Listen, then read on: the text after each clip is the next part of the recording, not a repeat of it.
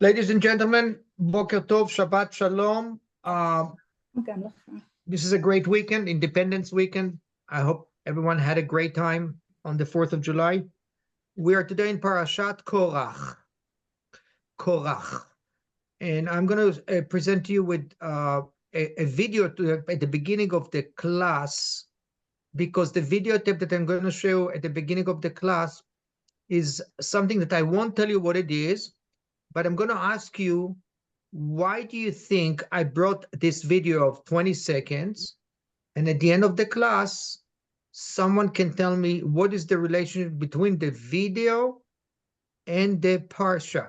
Parshat Korah is literally a dispute, a family dispute.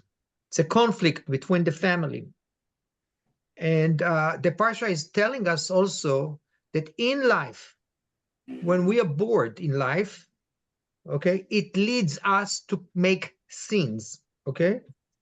And so the sins that you can see happened because the Israelites had to be 40 years at the desert. They were very bored, and they started to do things that are not according to what God and Moses expected of them. If Eileen, can you show the videotape? I will just show you the beginning of that, and then we will talk. Okay, if not, we can just go to the questions and you can find it later. Can you tell me which one? It's the first one with the boy. The boy. Thank you. The very first. Yes. Okay. The very first one. Can you see the screen? Can you see the screen? But there's nothing on it. Yeah. Oh. Okay. So we can do it later, Eileen. Let's go to the questions. Let's go to the question. We can do it later. We can do it later. Okay, questions that we want to think about during the presentation. So how is Korah actually related to Moses? He is actually cousin of Moses, okay? And why does Korah assert himself as an equal to Moses and Aaron? Is he really? Korah, is he on the same level? He wanted to be on the same level, but he's not really on the same level. So there are many differences between Korah and Moses, and one of them is, if you remember, Moses did not want the job, was not seeking his leadership, but Korah, rodef kavod, he's running after the honor, after dignity, and he wants to be like Moses. Does anyone know what he wanted to do? He wanted just to work in the Mishkan, like the Kohanim. He wanted to be a big shot, like the rest of the Kohanim in the Mishkan. So the 250 people are not schleppers, are not poor people, are very, very smart leaders within the community. And the question is that I want to ask you is, how did those 250 smart people, Rashi Edah, heads of the tribes, how Rashi Edah decided to join Korah in his venture? And Moses falls on his face. Did you hear? Many times we hear that Moses falls on his face. Why does he fall on his face? Why? What is the symbol of that? And Moses answered Korah in a way that was very, very, with a lot of passion, with a lot of rachmones, you know. And why? He could have just shoved it off. He could have just told him, get off me. But no, Moses is very kind to him. We'll see it in the Parsha. 7. Who are Datan and Abiram? What their complaints about Moses? And that's something that I can show you, something about fake news. I have a videotape about Datan and Abiram, and I'll show you a part that has like a fake news. What happened to Datan and Abiram and the 250 people? You know, they did not survive. There was like a sinkhole that took him under the earth, and they all were swollen. And I'll show you a videotape for maybe 20 seconds that sinkholes are a big phenomena in the Dead Sea today. So I understand the phenomena that happened 3,000 years ago when I'll show you this videotape. It's something that happens in Israel, those sinkholes.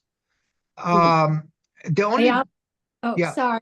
I yeah, thought you were go. taking a breath. I didn't mean to interrupt. That's okay. There was a sinkhole with tragic outcomes. I forget if someone died in Owings Mills. Remember, guys, maybe about 12 years ago near the mall. What was the mall at the time? Big sinkhole. There was also downtown Baltimore sinkhole that created like 12 cars where no one was injured though. So one of the sons did not die, On, because he listened to his wife. And my mother-in-law always told me, listen to your wife. And On's wife told him, don't get close to this community, get out of them. And he was saved. So he was the only one who was saved in that community. So the next question is 9. Why did God tell Moses and Aaron, stand back from the community so that I may annihilate them in an instant? So he cautioned them, okay? How the Israelites react after the earth opened its mouth and swallowed them. What was there? They kept kvetching, Yeah. you know, they didn't let go. They kept their concerns and complaints. 11. Why did God send a plague as a second punishment? Wasn't enough? In that plague, 14,700 people died. There was a guy by the name Pinchas. You remember the name Pinchas? Not a very modern Israeli name anymore. That saved the people from the plague. So there's a nice story about the 12 staffs from each tribe, and only Aaron's staff was blossoming, was growing, and that was the proof that Aaron and Moses were the people to continue to lead the country. And so we're talking about 4 words in Hebrew. Does anyone know what's teruma? Offering up. Teruma, yes, offering or contribution. What you guys do for Bethel every time, you give a teruma. Bikurim is what the first fruits or the things that come on Shavuot. The May Pidyon Aben, when we buy the son, and if there are sons in a family of 4 girls, the first son out of the girls is Pidyon Aben, and Pidyon Bechor is when we actually buy from God the first son. These are how the Kohanim actually make their living from those funds. Okay. Now Hey, I'm sorry. What's the distinction between Pidyon Ben and Pidyon Bechor? So a Ben, it can be among 3 daughters, can be Ben. Bechor is if just a boy is this first son, that's the Pidyon Bechor. Bechor is the first son to his parents. I've never heard of is the first son to family. But do people do Pidyon Ben with daughters? They don't do for daughters, they do for the sons. The Pidyon is only... Oh, I see. If they have girl, and the boys in the... Okay. In the middle, yes. Yeah. But you ask a good question, because some families do Brita, like Brit for a boy. Brita, it's not a physical thing. It's just like a celebration. Okay? Brit for a boy with a circumcision, not circumcision for a girl, but a symbol, like a party, like a celebration. Okay, now philosophical question. I want you to think about those questions. And you know the Parsha because you studied it, or some of you studied it before. So does Torah feel that Moses and Aaron were democratically elected? You know, is that the democratic system? How come Moses and Aaron were the people that selected, and Korah is kind of created uprising? He's rebellious. It's okay. So why did he do that? Was it an ego? Was it a self-interest? Was he power hunger? Or he felt that the process of selecting Aaron and Moses was unfair process? Okay. So, and then philosophical question about Yeshayahu Leibovich claims that sons of Korah did not die. In other words, we still have them today, the children of Korah. So have you, ladies and gentlemen, found this to be true for you?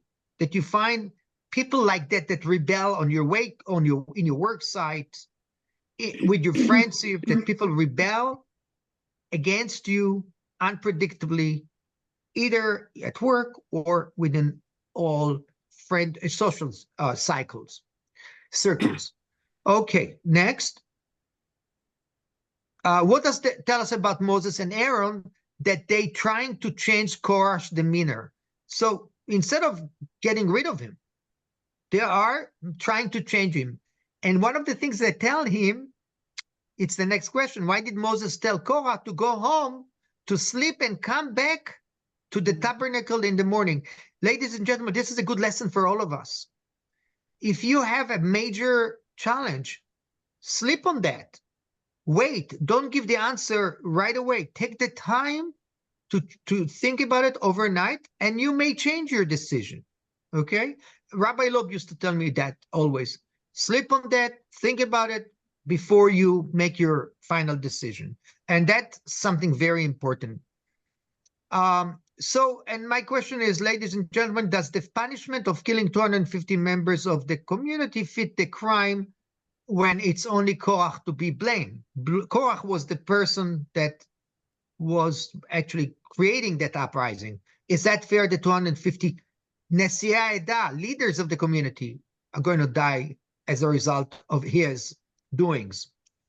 Now, if you think about an example of a leader today who causes trouble or death to his own people, if you can come up with someone that you can think about, maybe we can share it. Okay? And those are actually the 6 questions for the philosophical. A couple of art pieces I want to show you. Go those now. No, if you have the, do you have the videotape ready, or is it, yeah? Hang on. Okay.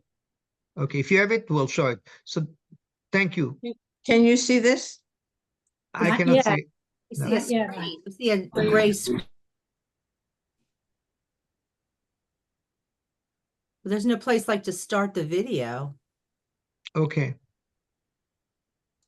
So we can just go to the Parsha. It's not we can see it later, maybe at the end of the presentation. Okay. So I see new people. Everyone, Boker Tov again. Yep. All right. So ladies and gentlemen, let's start reading. Who wants to read? And then we'll talk. We are on Etz Chaim, page 860, verse 6, chapter 16, verse 1. Who wants to read? Judy, thank you very much for volunteering. Yeah, go ahead. You're welcome, Eyal. Now Korah, son of Izhar, son of Kohath, son of Levi, betook himself along with Datan and Abiram, sons of Eliab, and On, son of Peleth, descendants of Reuben, to rise up against Moses, together with 250 Israelites, chieftains of the community, chosen in the assembly, men of repute. Okay, up to here, up to here. So the word rise up, in Hebrew is vayakumu, lakum. But lakum is physical, to get up from the chair or to get up from the bench, okay? But in English, to rise up is like to get up, okay? And so who are these people, 250? And why is it 250? That's an interesting number. Does anyone have an answer for me? Why it's not 300 or 360 or 180? Why 250?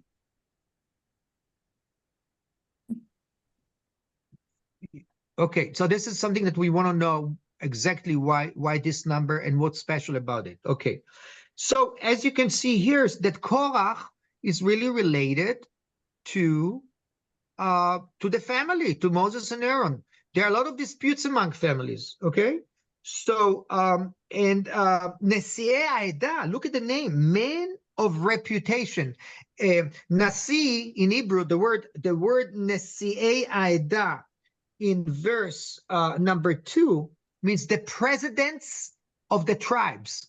Nasi. Biden, Mr. Biden is Nasi America, is the president of America. Okay, Herzog was the Nasi of Israel. So those are the best of the best, the people with reputation that is unbelievable. And the question is, how charismatic is Korah to take people that are not, they're like, when we look at them, it's like college professors, head of tribes, CEOs. If you compare it, how come, if someone can help me with that, Korah was so influential to take 250 people on his side to create uprising? If someone wants to answer that, we can. If not, we can move on. Okay.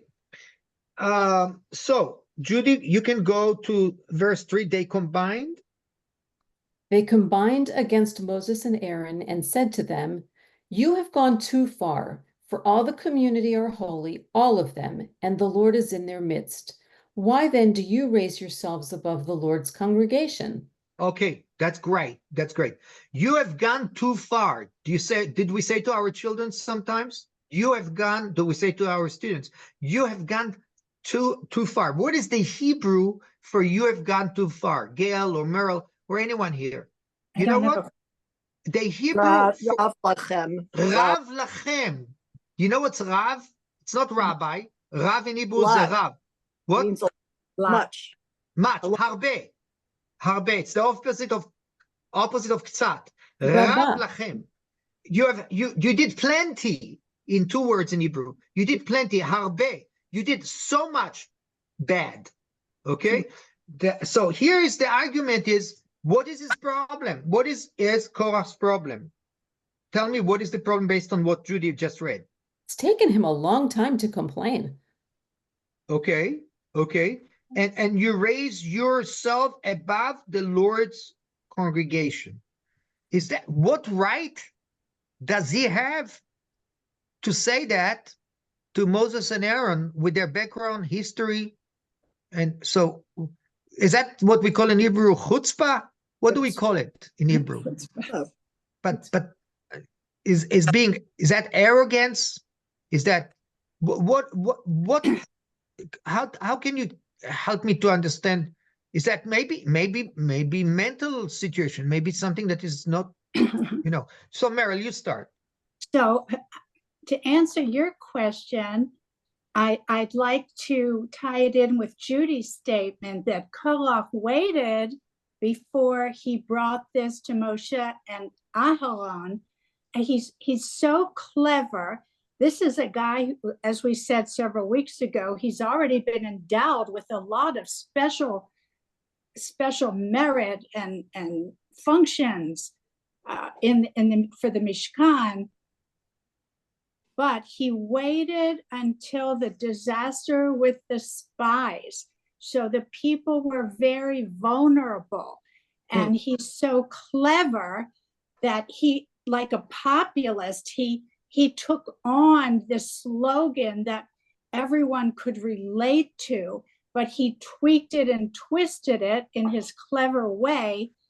And he used the word holy, but he himself, as we said several weeks ago, was not going to try to get more holiness. He was after more power.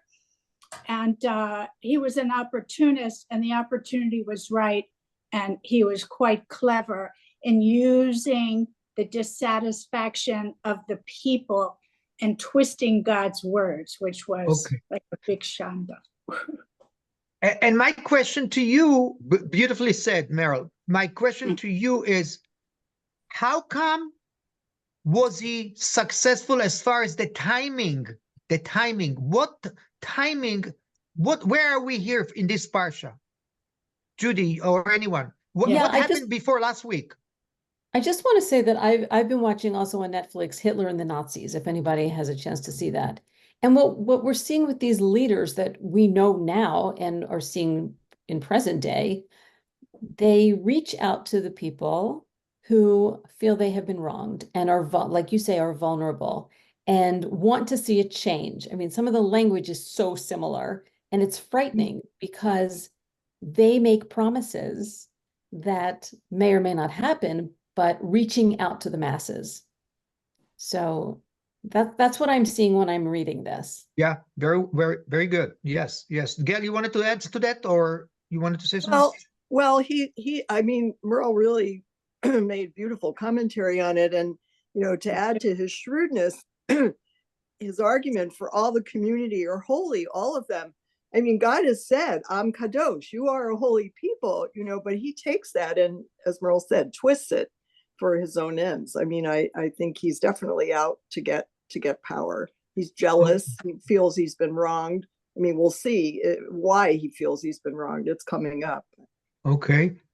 So here's two things. I want just to give you a background. We are here after the Parshat Meraglim, when the Meraglim, the spies, came and it gave bad information or information that wasn't making the people happy. The morale of the Israelites is pretty bad. Okay, people are depressed. People have down. They feel down, and he is using the opportunity, despite those people that are very smart, to bring them all, because it's like when economy is bad, people, get together to uprise, to make, okay? So that's one thing. And the second thing, he is now saying, Kulam Kedushim, everyone is holy. You remember 2 weeks ago, or a month ago, Moses says to the people, Kedushim Tihiyu, you will be holy. You will have to work hard in order to become holy. And here he is coming with a statement, which is fake news here. And he says, Kulam Kedoshim. You're already everyone Kedoshim. So why aren't they part of the deal? Okay. So we know that the atmosphere is bad, gives opportunity to everyone to join. And it didn't create good feelings. Anyone wanted to add on to that, Meryl, please? Just a quick comment to show how shrewd Korah was. He wasn't walking through the field and he attracted these people magnetically. Who are these people? He went to the sons of Reuven, the firstborn. He found people who would have a grudge, a special grudge. So the sons of the firstborn really could very well think they should have been the ones with all the power, not the sons of Levi like Moshe, Aaron, Miriam, and the heads of the tribes. He could pray on their leadership position, but they should want more. They're such competent leaders. Why don't they have more power? So the whole thing, he was quite clever. But one distinction, I don't have a Chumash, I could be wrong, mine's in Florida, but the 250, from what I recall, they were not swallowed up. There was the swallowing up sinkhole of Korah and his direct followers, and then a big fire. I think the fire consumed the 250 after the sinkhole. What is that accurate, Eyal? I don't know. According to what I've studied, is the 250, except the children of Korah, the 250 were perished. Yes, but that's an interpretation, perhaps. David, do you want to help us? I was thinking, why did Korah wait until this moment? Because up until now, they were all told that they were going to the land. And last week, now there was a big change. Now you have to wait another 40 years, and the generation that came out is going to die in the desert. So now he has nothing left to lose. Well said. Very good thought. Good point, David. Yeah, good point. Yeah. 2 words in Hebrew just before I move on. So the word in verse number 3, titnasu. Do you see the Hebrew titnasu means you will rise up, and the first word in verse 2, vayakumu, you'll get up. Yakum means to rise up, and titnasu, to rise up. This is biblical Hebrew, but modern Hebrew too. Okay. Eyal, is it the same root as nasi? Yes. Yeah. Yeah, Nasi is rising. I don't know if the way to say it, rising above the Am, the people. He's the head of the people. Yes, yes. So interesting. And I just want to tell you something that my wife Hannah is teaching a course in leadership at Towson, and I had a long discussion with her about Korah. And Korah can be a very good model for leadership, although it's not what we were hoping for him, but he's a very good example, like Judy mentioned before, Hitler, Saddam Hussein, Sinwar.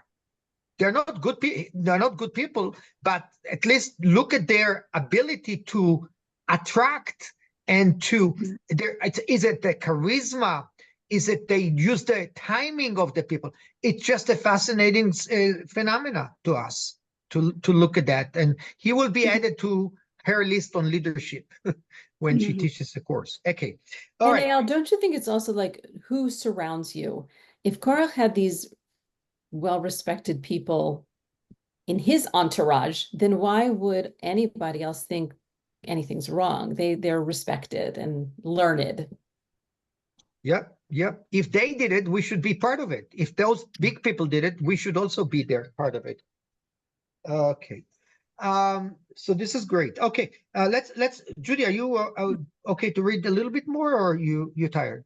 No, I'm not tired. Okay. When Moses heard this, he fell on his face. Then he spoke to Korah and all his company, saying, "Come morning, the Lord will make known who is his and who is holy, and will grant him access to himself. He will grant access to the one he has chosen." Okay, up to here, up to here. So do you remember we talked about come morning? Go home, sleep at night, come back in the morning, take time to think. This is a great lesson for all of us. Decision in work, decision in life, decision in family. You know, when I offered Hannah to marry me, it wasn't that fast. So I told her, come morning, ladies, it was more than one morning till she agreed. It needed more than one morning. So anyhow, but I suggested it at the time. Anyhow, so come morning. How many of you have an example of you made a decision and you had to wait a day or two? It's not very Israeli to wait. It's not very, we're not, but in lifetime, that's the best lesson I studied from this Parsha. Take your time to think. I'm not that young but take your time to think. Take more time. And that's what I suggested to all of you. Meryl.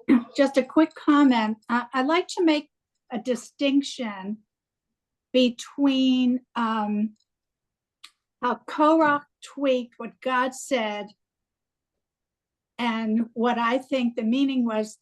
I think what God said to the people on Sinai is, "And you will be a holy nation to me," not that every person in the nation is holy. So Korah tweaked God's intended meaning, and it's not true that every single people in the Israelites could possibly be holy. They can aspire to follow God's path.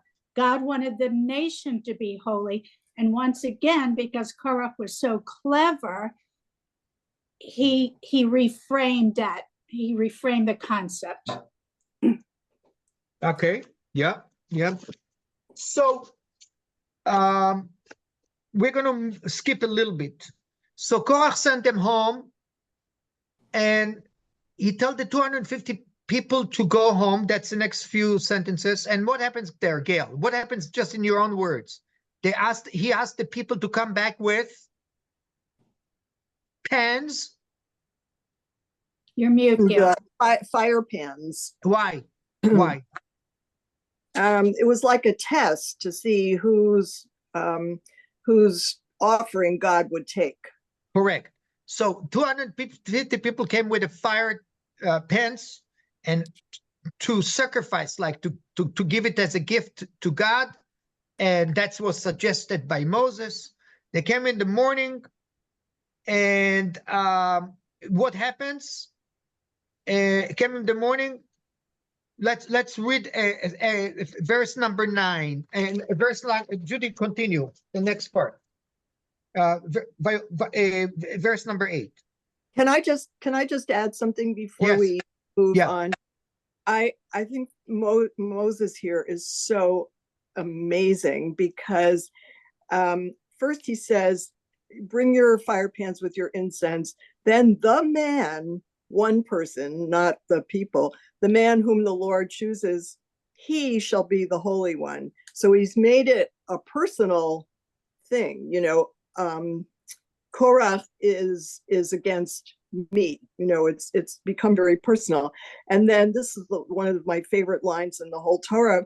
You have gone too far. Rav lachem b'nei Levi. He takes what Korah said, Rav lachem, you and Moses and Aaron, you've gone too far, and he throws it right back at Korah.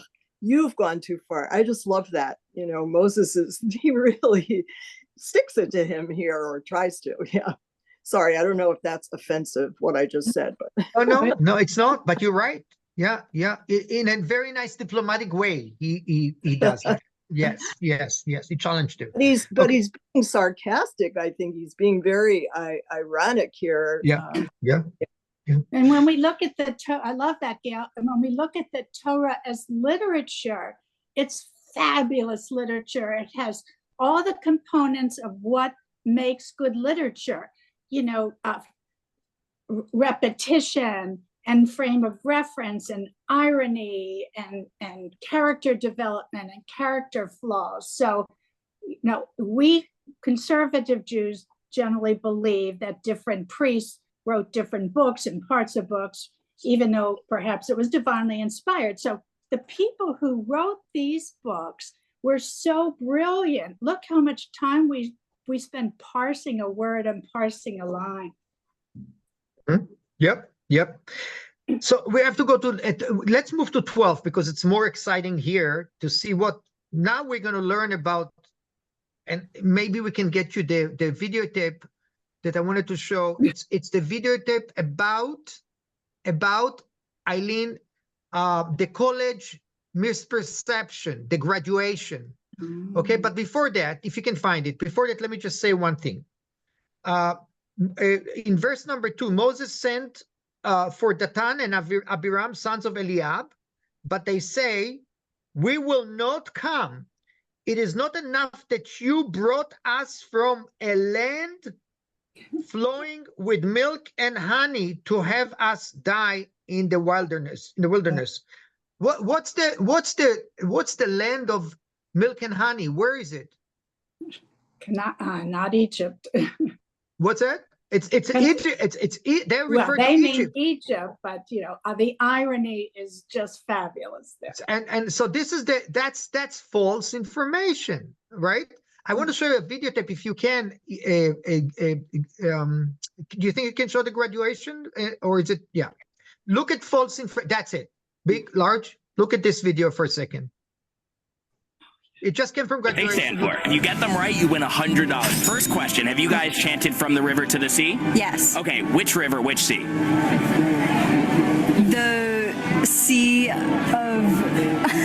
So you don't know that? Okay. No. The answer was the Mediterranean and the Jordan. What does Hamas say their #1 goal is according to their charter? They just wanted to free Palestine. To murder all Jews around the world. How many years did Israel occupy Gaza? Late 1800s, the entire time. Since 48. It was actually under Egyptian control for the first 20 or so years, and then Israel actually left Gaza in 2006. I'm shocked. Wait, they left? What is the definition of Zionism? Doesn't that mean you hate Palestinians, right? Jewish people who think that Judaism is the highest race. Zionism actually just means that you think Jews are entitled to having their own homeland to protect themselves from another Holocaust. You don't even have to be Jewish. That makes you a Zionist. Okay. What does Antifada revolution mean? I don't know what that means. But you've chanted it? Yeah. It's like a global call to murder Jews. Wow.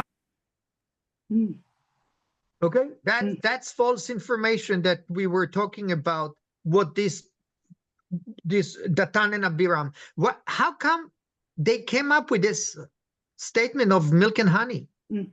So it tells you that they didn't give up still on Egypt. They still don't forget the Sira Basar. Do you know what Sira Basar? what is sira basar in English? It's the food that they created in Egypt. They don't get rid of it. They still feel that they are part of the Egypt society. So you made us miserable by taking us out of the land of milk and honey. Bad quotation, right? Okay, so that's one of them. Continue to read, and David, you want to read verse number, unless someone wants to say something here. Sorry, this is too heavy. It's not like we can bypass like that. If someone wants to add, I'm happy to. Otherwise, David, go to verse number 13. Okay, thank you. Is it not enough that you brought us from a land flowing with milk and honey to have us die in the wilderness, that you would also lord it over us? Even if you had brought us to a land flowing with milk and honey, and had given us possession of fields and vineyards, should you gorge out those men's eyes? We will not come. Moses was much aggrieved, and he said to the Eternal, pay no regard to their oblation. I have not taken the ass of any one of them, nor have I wronged any one of them. Okay. So in your opinion, what kind of language they are using? Is their argument is stronger than the argument of Korah? Are they more equipped? Are they like, what do you make out of their argument to Moses? What kind of demeanor they use? Their argument is way stronger than the argument that Korah came. They come up and really come up with a lot of concerns, a lot of they're more angry, much angrier than Korah when he started this arguing with Moses. Okay, so they don't want to come to Moses. They refuse coming to Moses. Not too many people refuse Moses, but here we see that two people, and we don't see On here, the third person, and maybe that's why he was saved. Okay, let's continue to read, unless someone wants to add to that something. 16, David, Vayomer, and Moses said to Korah, tomorrow you and all your company appear before the Eternal, you and they and Aaron. Each of you take his fire pan and lay incense on it, and each of you bring his fire pan before the Eternal, 250 fire pans. You and Aaron also bring your fire pans. Each of them took his fire pan, put fire in it, laid incense on it, and took his place at the entrance of the tent of meeting, as did Moses and Aaron. Korah gathered the whole community against them at the entrance of the tent of meeting. Okay, so it says the tent of the meeting. Why is it at the tent of the meeting? And why is it not in this other place? It's near the Mishkan. tent of what? It's right outside the Mishkan. Outside the Mishkan. Okay, so that's like a center place. Okay, it's a very important place. It's like when you look today, it's like in Jerusalem. It's like in near. It's the center of a very important place. Okay, so that was the plan. They come tomorrow morning, and then look what happens here in verse number 19. David, then the presence of the Eternal appeared to the whole community, and the Eternal One spoke to Moses and Aaron, saying, stand back from this community, that I may annihilate them in an instant. Mm-hmm. But they fell on their faces and said, O God, source of the breath of all flesh, when one person sins, will you be wrathful with the whole community? Okay, up to you. So why, that was one of the questions I asked you in the beginning. Why is Moses, they rebel against him? They're nasty to him. Why is he standing for them? What is that, like social justice? Is that something that he believes that, what is he trying to do, Moses? I think it's what you intimated earlier, Eyal. He's giving them opportunities for teshuvah. He keeps hoping that they'll come around and not be so, recalcitrant and recognize the error of their ways. Mm-hmm. Gail has her hand up. Yeah, yeah. Gail? It's reminding me of Abraham pleading with God to spare the people of Sodom and Amorah. You know, if I can find a righteous man. Well, they weren't even Jewish, I don't think, but yeah, you know, that Moses is really here trying to use that argument. Why should everyone be punished for the sins of one man? But actually more than one man is sinning here, like 250 people are sinning here, but he's trying, you know, to save them, trying to intervene. Yep. So another Hebrew word, thank you, Gail. Thank you. Another word in Hebrew is stand back. You see that on verse 21. And what's the Hebrew for 21? What's the word in Hebrew? Stand back. What does it mean in Hebrew? Hibadlu. Do you know the word havdalah? Separate. Separate. Okay. So the English translation is a little bit different than what I was thinking. Stand back is just stand back, move back, don't be close. But hibadlu means separate yourself, differentiate yourself, remove yourself. It doesn't say stand back, it just say like havdalah, havdilu et atzmechem, separate yourself. I found it, yeah. Excuse me, isn't that the sign of a good leader that wants to help all the people, even if they don't agree with him? You know, it's like, you are all in my charge. So let me do for you, even if you don't agree with me, I'm still here for you. Good leadership, you're right. I like it. Also, good people, good heart. They have good heart, Moses and Aaron. They don't want people to just, they knew they're going to die. They gave them another chance, as Meryl suggested. They gave them another chance. Yeah. So hibadlu means stand back. Okay. So how would they find David? That who is the person that will be chosen to continue to be the leader? The last sentence that you read, can you read it again? The last sentence. Oh God, source of breathe. Can you read the last sentence again? Oh God, source of the breath of all flesh, when one person sins, will you be wrathful with the whole community? Okay. So continue. The Lord spoke to Moses. The Eternal One spoke to Moses, saying, speak to the community and say, withdraw from about the abodes of Korah, Datan, and Abiram. Moses rose and went to Datan and Abiram, the elders of Israel following him, and he addressed the community, saying, move away from the tents of these wicked men and touch nothing that belongs to them, lest you be wiped out for all their sins. So they withdrew from about the abodes of Korah, Datan, and Abiram. Okay. Now Datan and Abiram had come out, and they stood at the entrance of their tents with their wives, their children, and their little ones. And Moses said, by this you shall know that it was the Eternal who sent me to do all these things, that they are not of my own devising. If these people's death is that of all humankind, if their lot is humankind's common fate, it was not the Eternal who sent me. But if the Eternal brings about something unheard of, so that the ground opens its mouth and swallows them up with all that belongs to them, that they go down alive into Sheol, you shall know that these men have spurned the Eternal. Scarcely had he finished speaking all these words when the ground under them burst asunder, and the earth opened its mouth and swallowed them up with their households. All of Korah's people and all their possessions, they went down alive into Sheol, with all that belonged to them. The earth closed over them, and they vanished from the midst of the congregation.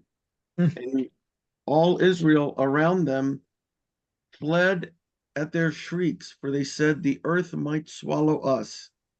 And the fire went forth from the Eternal and consumed the 250 men offering the incense.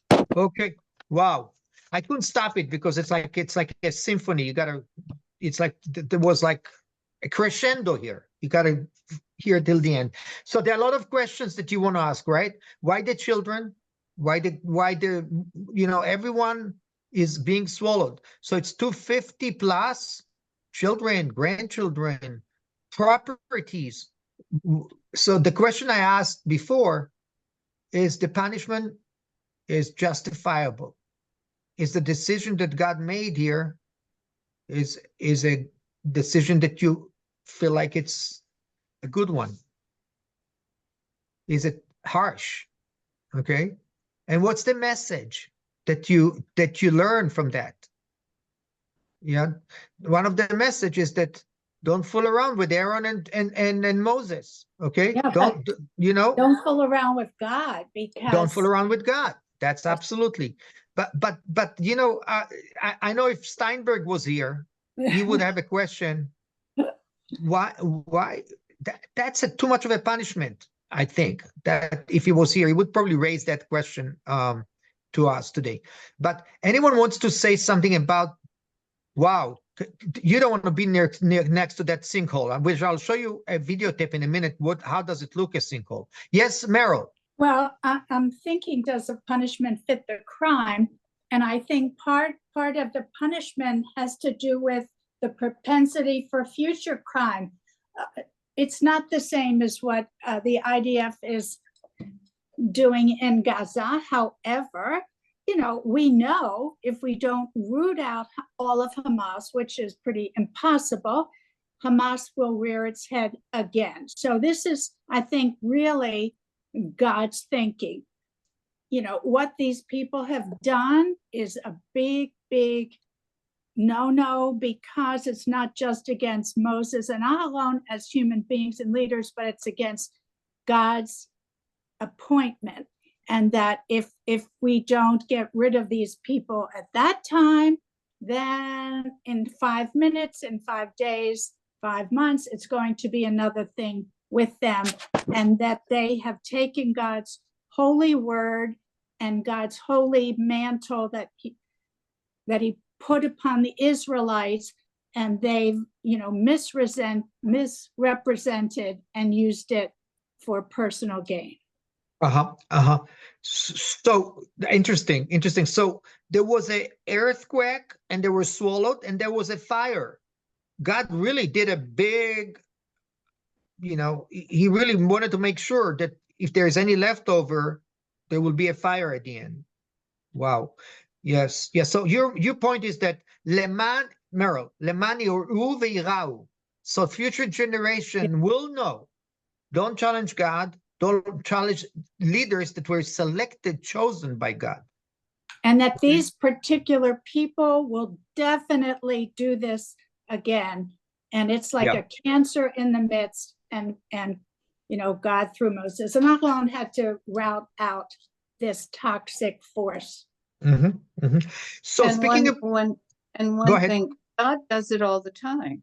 He did it with the flood. He did it with Sodom and Gomorrah. He did it with the people needing to wait 40 more years and die out before they come. I mean, God is vengeful. Yeah. That's a good point. He did later on. You can say even the Holocaust. You can talk about the two, the Bet Mikdash, the two temples. Eileen, has any chance to show the sinkholes for a minute? Okay, so this is what happened with the sinkholes. I'll just show you a second of that. Can you enlarge it? That's at the Dead Sea in Israel. The Dead Sea in Israel, which is dying. That's a sinkhole.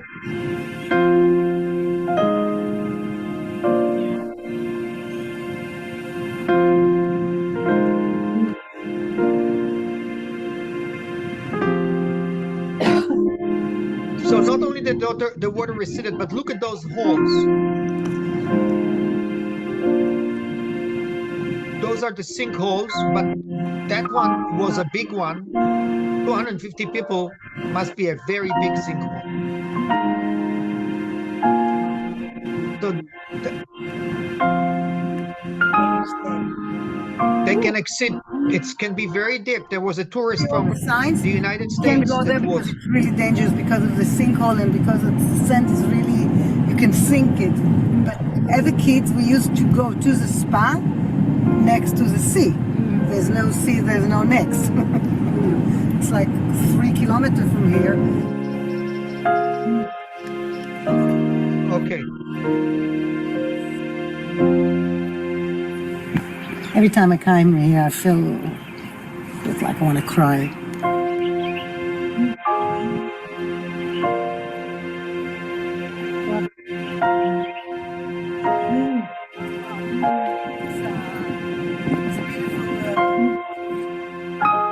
The Dead Sea has a character, it has a personality, and I feel like that personality is dying. And it's horrible to watch something that you've grown up with disappearing. And that's exactly what's happening here. It's disappearing and it's slow.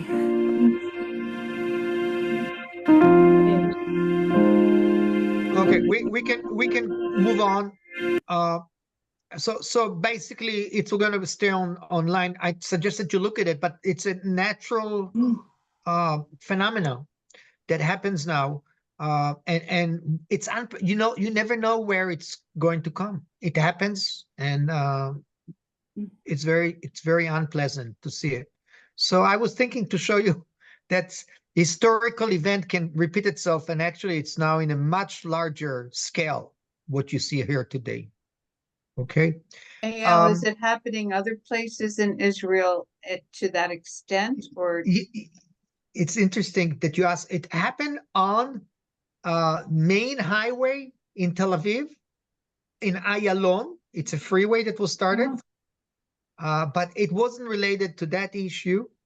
It was related to a builder that built a big high-riser, and the whole freeway, part of the freeway collapsed. So it does.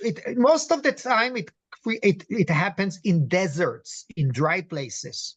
Okay, and it's very unpleasant, so that's a phenomenon that repeats itself. Anyhow, I wanted to show you, there is a beautiful description of how Aaron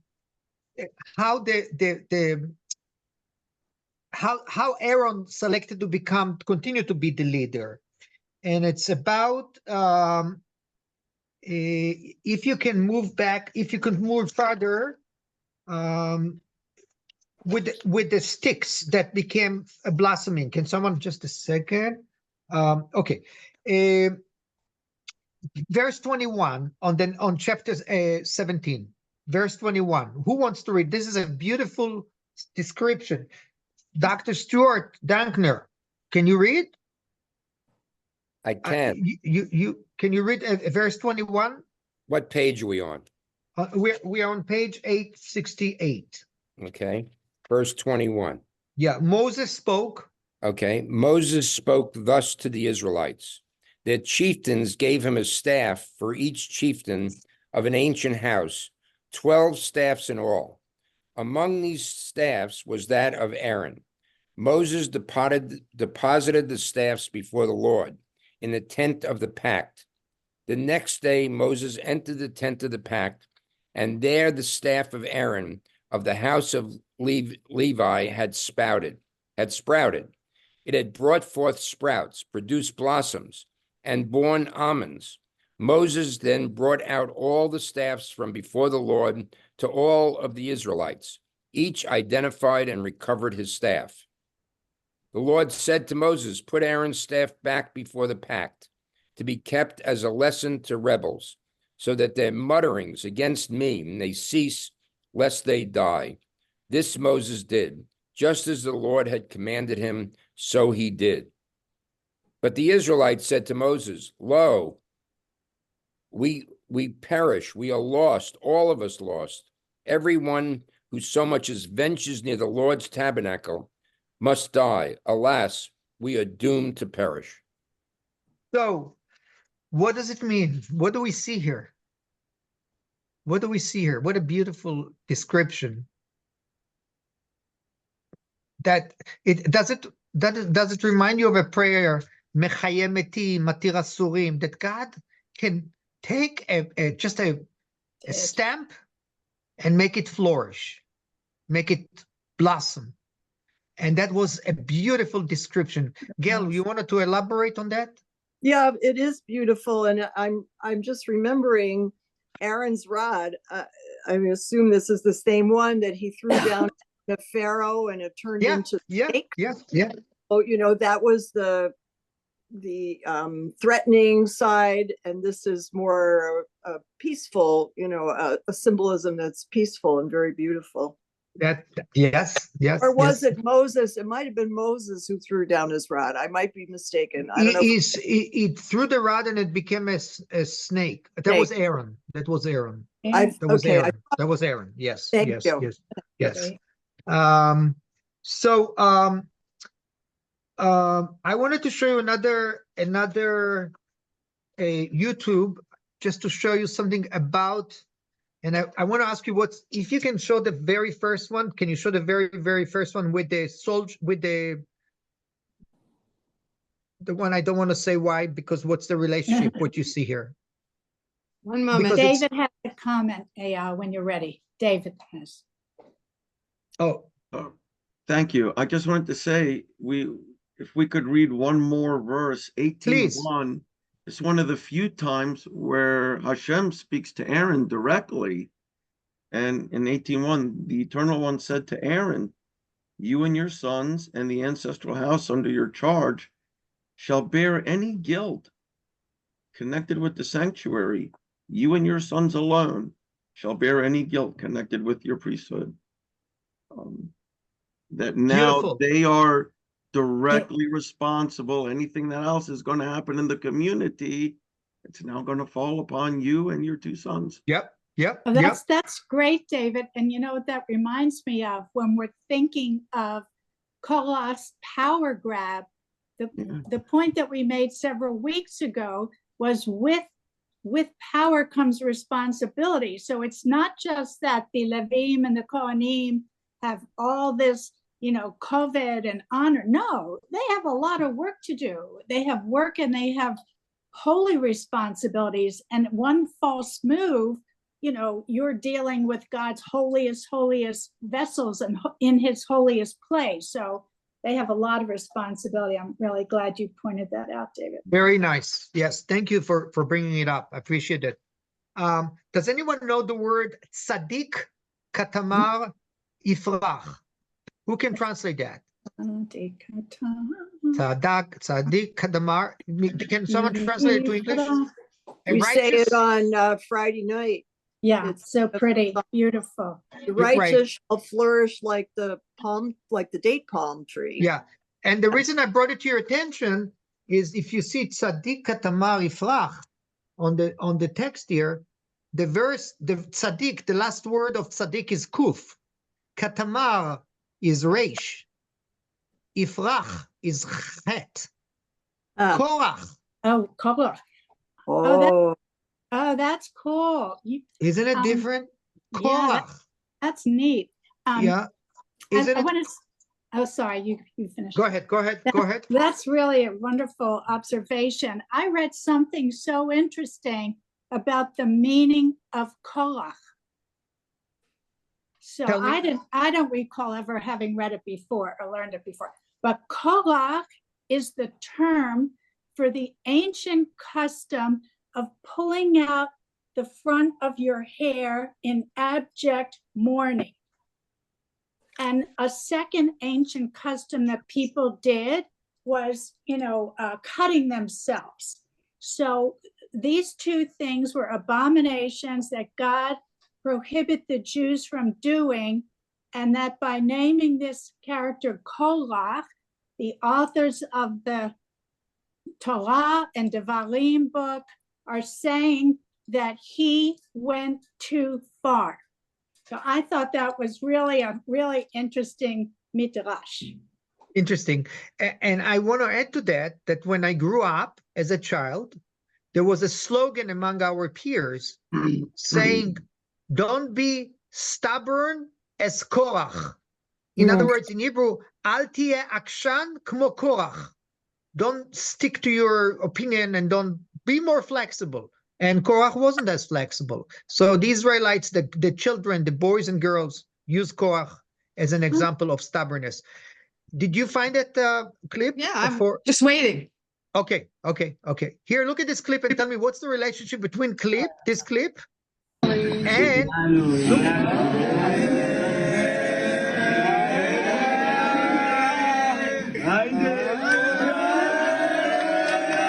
can you make it bigger, please?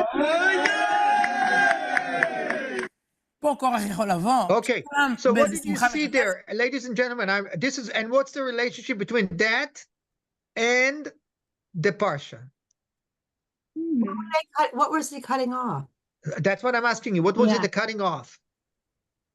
It doesn't look like it was a hospital band.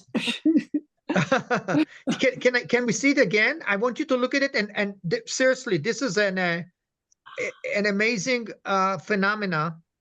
Can you show it again one more time? Just a minute. Look at it carefully and tell me what you think it is. Every answer is right. Nothing is wrong by looking at it and saying.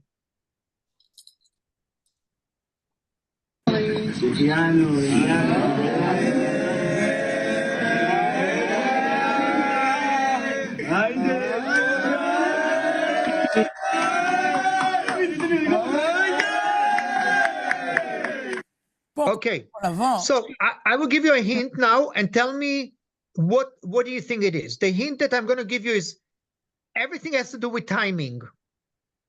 Anyone can help me? What is this? Everything maybe has to do with what? Did they finish their probation? Is it like, It looked like a schoolroom.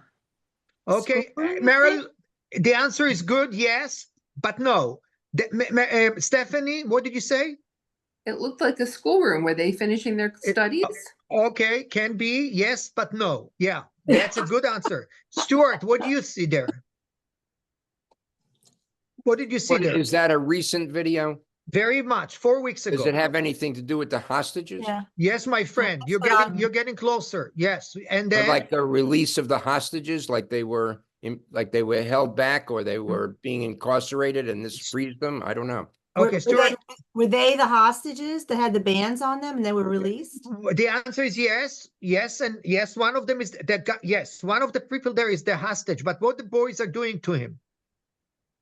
They were saying Hechianu, I think. They did say the Hechianu. You're very close. Yes. Like setting them free, blessing them, setting them free. Okay. Okay. So anyone wants to add to that? Sandy, David, Judy. Yes. Michelle wears a bracelet of Vietnam soldiers that were missing in action. She wears the bracelet. All right. These bracelets were cut off because they were returned. Oh my goodness. That's what I was going to say as well. Yeah. Oh, wow. Yeah. That's exactly. So 4 weeks ago, about a month, there was a Operation Arnon in honor of the soldier. When we released on Shabbat 4 weeks ago, 4 hostages. There was a boy there with the yarmulke that you saw. He's one of the hostages that came back, and his friends, his close friends, met him to cut the ribbons that they put when he was captured. They put it on their hands, and when he came back, he himself cut the ribbons. What is the message? Why did I bring that? To summarize the Parsha, because for everything there is timing, it's a matter of timing, okay? And it also has to do with the mood of the people. Look how happy they are to come back and to be together and to cut the ribbon, unlike the mood of the people during the time of Korah. The people were depressed, so it's easy to bring people to bring them and make them rebel. So that was, and I wanted to end up by saying the fate of our people is in our hands. And this week is 30 years since the rabbi from Lubavitch died. And I want to show you the last clip that I want each one of you to take it personally and think about it over the weekend. And how does it relate to you? And we will end up with that clip about the rabbi in Lubavitch, and take it and think about it. And you can send me an email. How would you relate that clip to your personal life?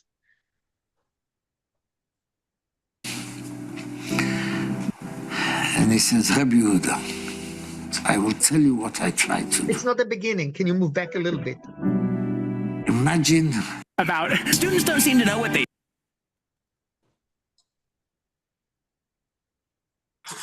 Eyal, it's Rabbi Schneerson? Yes, yes.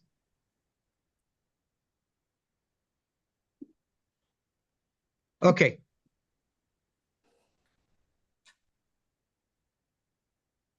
Is under mine,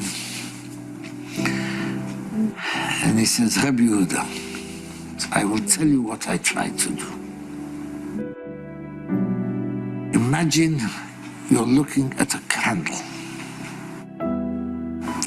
but I tell you that is not a candle. That is a lump of wax with a piece of string in between.